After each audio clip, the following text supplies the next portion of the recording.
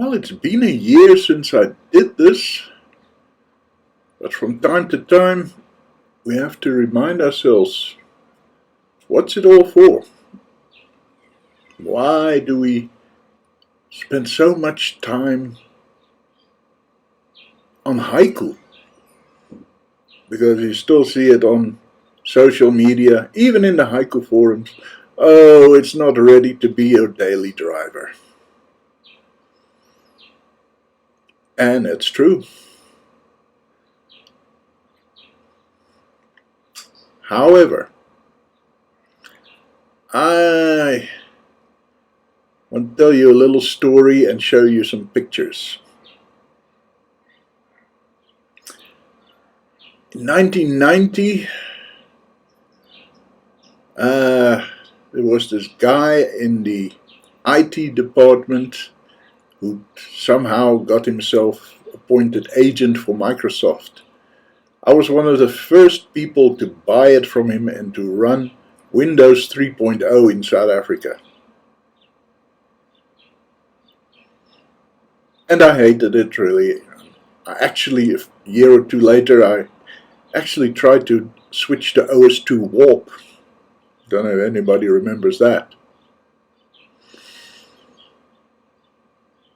But okay, I could see where the wind was blowing, and that just as I was starting to learn my way around DOS, I'd have to switch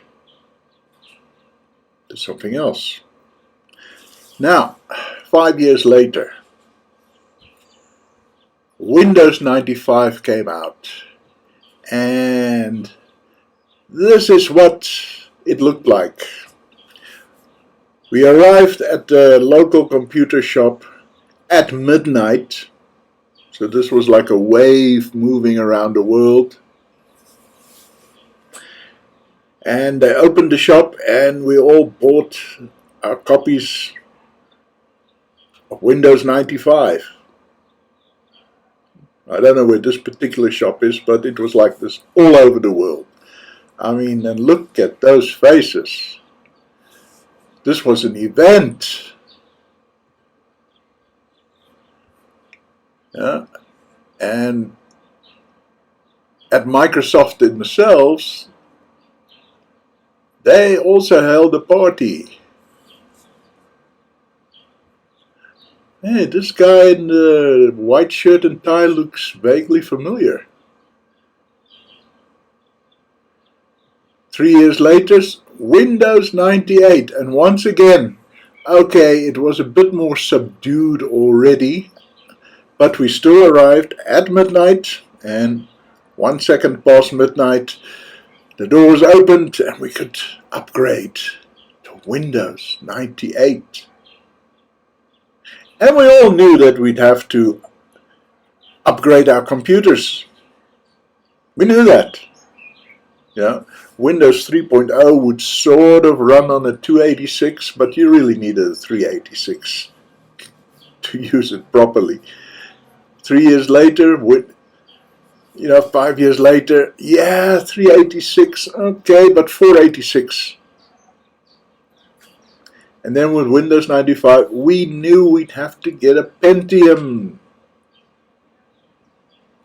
And that was okay because Moore's Law was still running full steam, and a Pentium was a lot faster than a 486.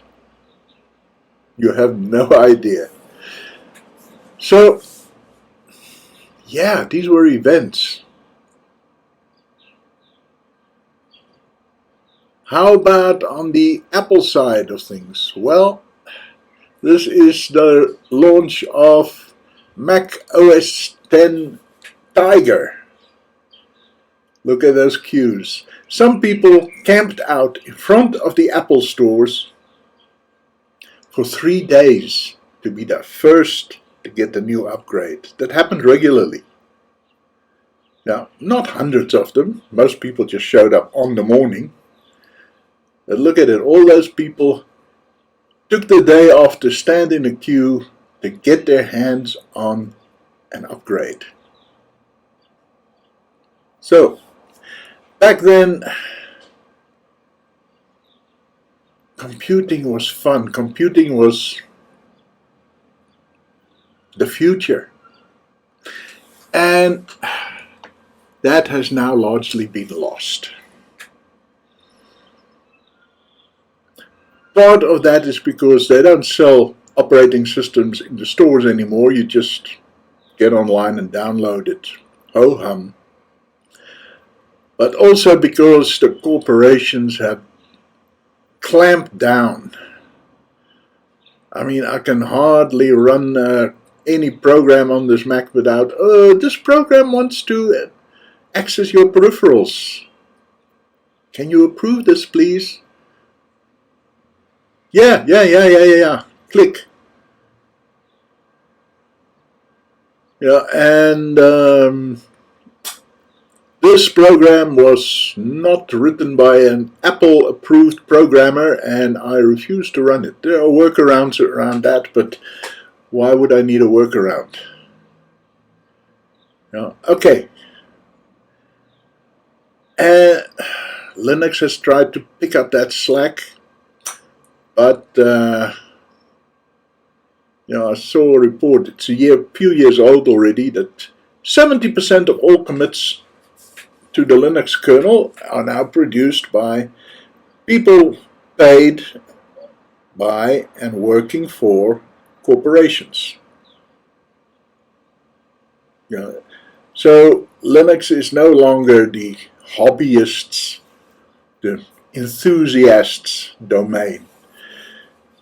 You will run what the corporations allow you to run.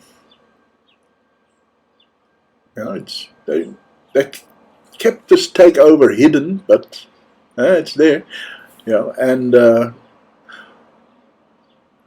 look at the board of directors of the Linux Foundation, about half of them are appointed by corporations, by Google, by Microsoft.